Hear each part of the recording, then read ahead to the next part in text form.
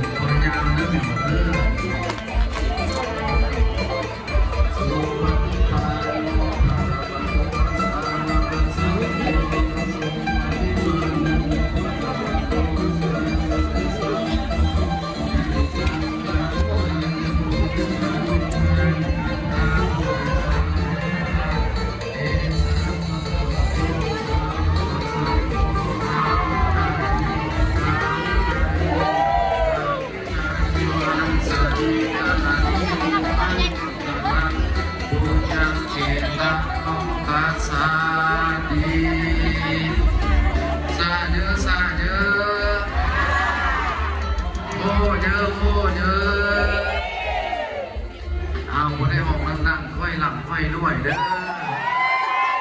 อซาเด้อโอ้เด้อบ่ได้ห้องดังๆห้อยสิบตื้อซาเด้อโอ้บ่ได้กันจะ 16ตึกโอ้เยอะโอ้เยอะอาจารย์ทุกห้องละพอเลยจะตอบเนาะเดี๋ยวได้ก่อนมาเดียว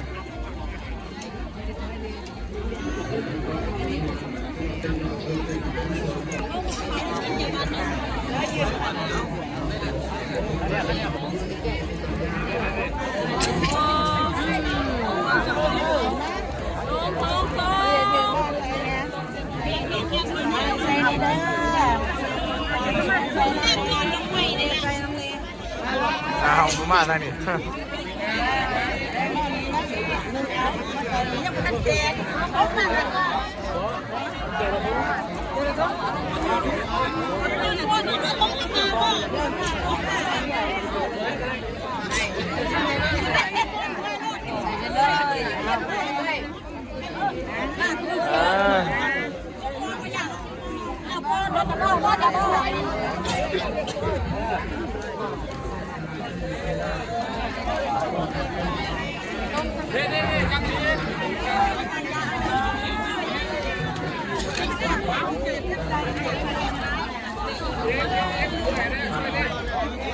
ตัวนี้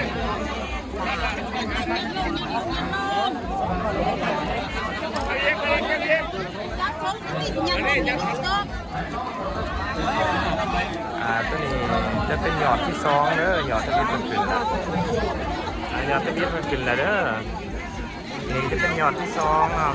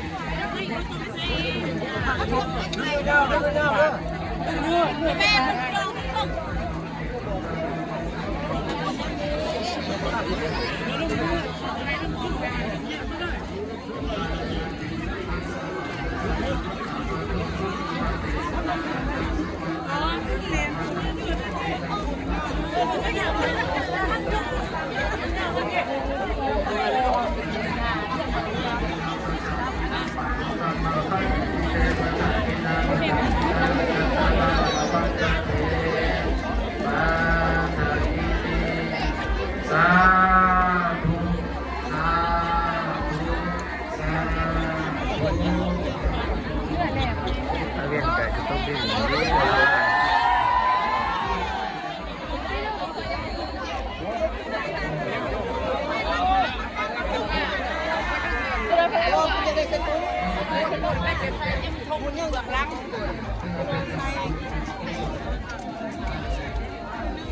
เจ็บหยอด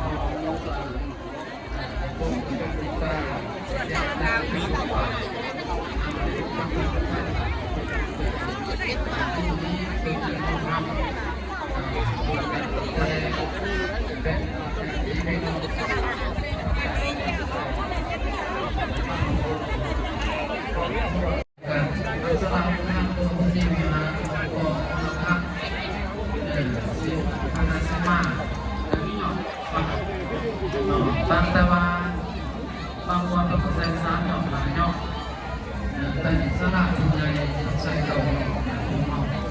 แบบนี้เป็นดอกเป็นดอกมากเราไม่ได้ที่สุด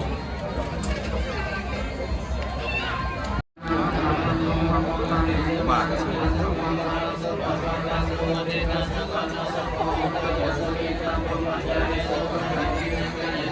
หยอดที่8มันร่างขึ้นยังอีกหยอดนึงเด้อยังอีกหยอดนึงกาชิเบิร์ดล่ะ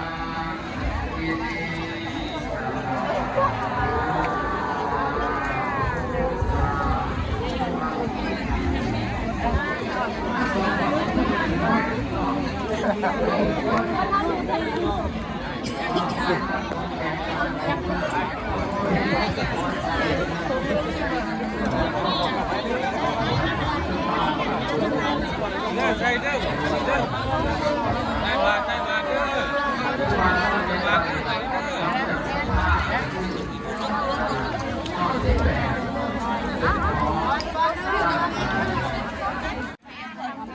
เยอดนี้ยอดที่เก่ายอดสุดท้ายเลยสิผม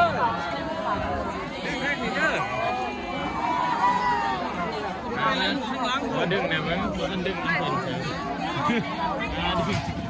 ดึงดึงดึงไปอะไรสักนิดพ่อแล้วพ่อมือเด้อ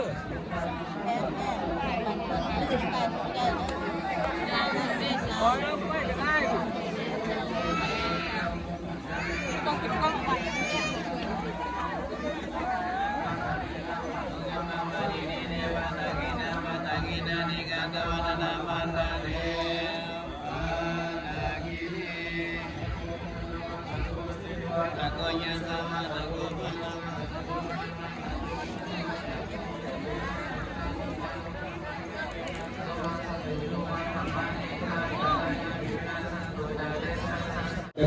กำลังได้ขึ้นมาเด้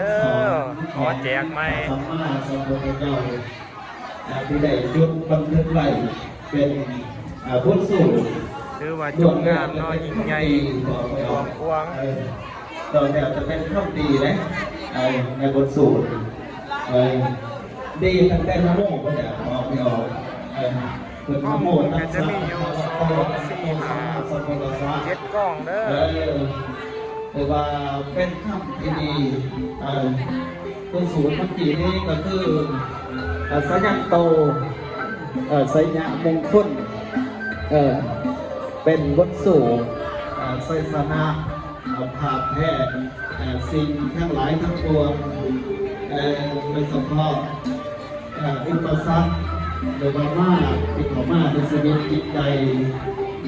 ที่เขามาในชีวิตของตัวการชาติของอาณาจักรเริ่มเด้อทุกคนใครมาเอาบุญก็ฝากทุกคนฝากคนไหลค์กดแชร์เป็นการนำบุญทานน้ำกันเด้อกำจัดปัดเป่าไปอยู่นี่ครับบทสูตรแต่ละบทสูตรจะมีความหมายแต่ตีมาของในของเรา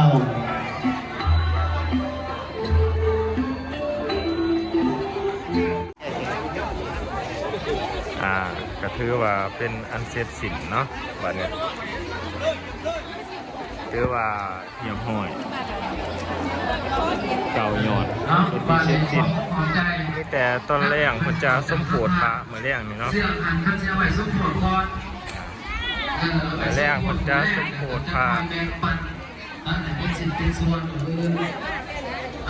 เดี๋ยวยอดโซฟาขึ้นก็ถือว่าเสร็จสิ้นเรียบร้อย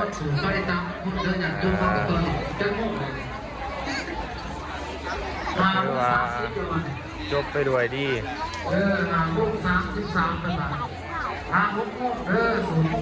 สำหรับคลิปนี้กับยังไรเด้อทุกคนเอาบุญมาฝากทุกคนจะได้กับฝากกดไลค์กดแชร์กดติดตามเด้อสำหรับคลิปนี้ก็คือว่าสมควรแหละยาวสมควรแล้วเนาะแล้วคือพอจบอย่างนี้เด้อคนเนี่ย